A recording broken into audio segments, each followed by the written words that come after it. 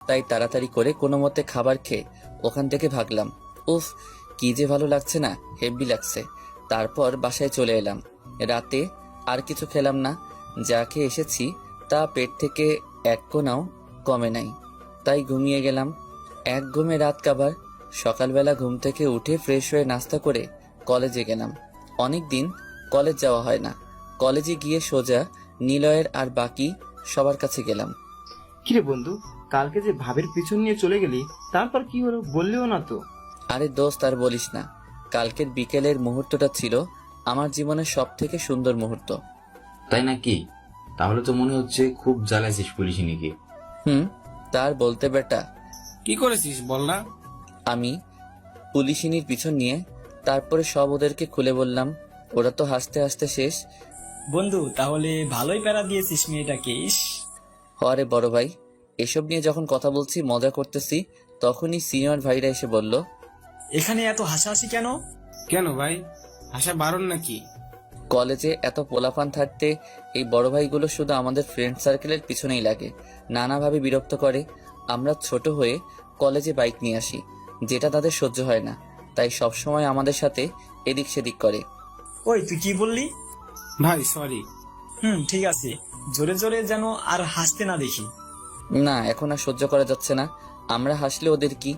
আমার আর নিলয়ের ধৈর্য এমনিতেই কম। কেন ভাই, কলেজের সবাই তো হাসে, আমরা হাসলে সমস্যা কোথায়? শালা, তুই কি বললি? ওই কি হয়েছে? আমরা হাসলে তোদের সমস্যা কোথায়? প্রচুর রেগে ওদের সামনে গিয়ে বললাম। ওরা আমার দিকে রাগী দৃষ্টিতে তাকিয়ে আছে, কিছু না বলে চলে যাচ্ছে। যাওয়ার সময় বলে গেল, তোদের পরে দেখে নেব। দেখে যখন নিবি তো এখনই দেখে নি, পালাচ্ছিস কেন? আমিও বুঝতে পারছি না ওরা আমাকে দেখে পালাচ্ছে কেন। কিরে বন্ধু, ওরা তোর কথা শুনে পালালো কেন? শালারা আমাকে দেখে ভয় পায় তাই। তারপর সবাই মিলে হেসে উঠলাম।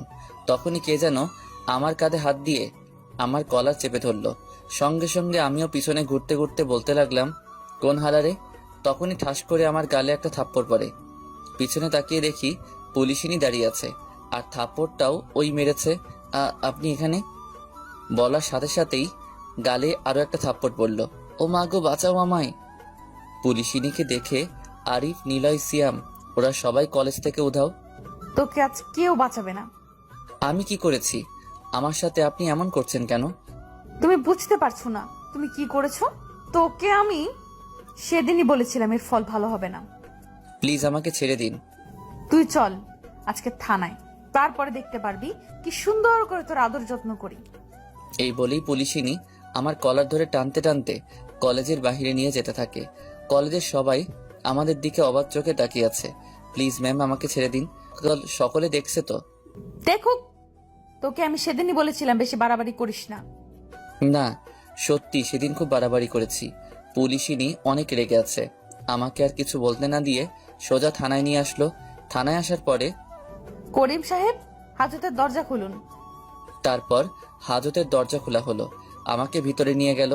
প্লিজ ম্যাম, আমাকে মাফ করে দিন। আমি সেদিন অনেক বড় ভুল করে ফেলেছি, আমাকে ছেড়ে দিন।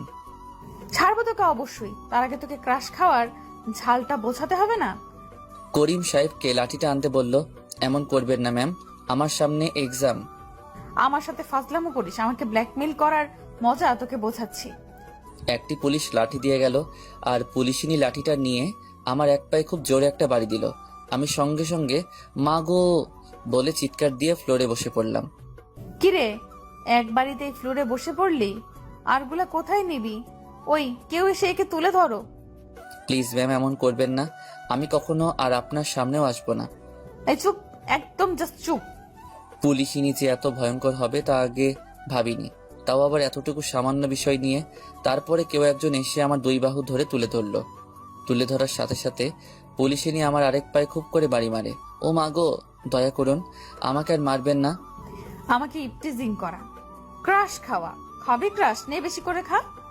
বলেই আমার পায়ে এলোপাতারি মারতে লাগলো। শুধু পায়েই মারছে, আর অন্য কোথাও মারছে না। আহ ম্যাম, খুব লাগছে, আমাকে আর মারবেন না।